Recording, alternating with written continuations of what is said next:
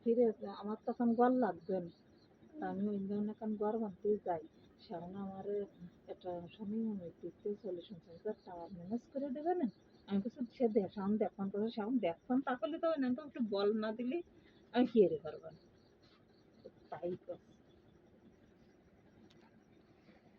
তাই বললাম তোরা পথ ম্যানেজ করে এনে দিয়া, তাহলে জারভিনও আমার কিছু করতে পারবে না, তোর মাও আমার এসে কিছু করতে পারবে না, এমনিও তোর মা এনে এসে আমার কিছু করতে পারবে না, নতুন খেয়ে উড়াই দাও না, কিন্তু জারভিন করতে পারবে না কিছু করতে হবে। যে তুমি তো এইভাবে ইয়ে করলে কি।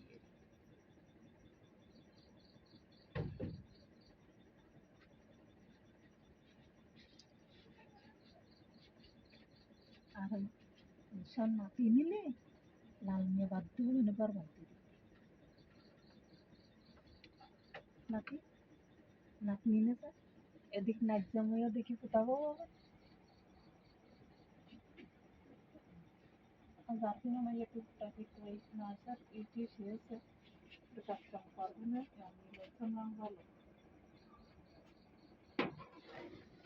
ওই আমি একটা উকিলের নাম্বার দেওয়া না, সেই বিল্ডিং নাম্বার মানে সেই মারুফ হতে তো ওরা ফোন করার কথা, তাই দিয়ান দি তাহলে ওখানে যোগাযোগ করে দিবেন। যাইয়ে রেজিস্ট্রি কর না করলে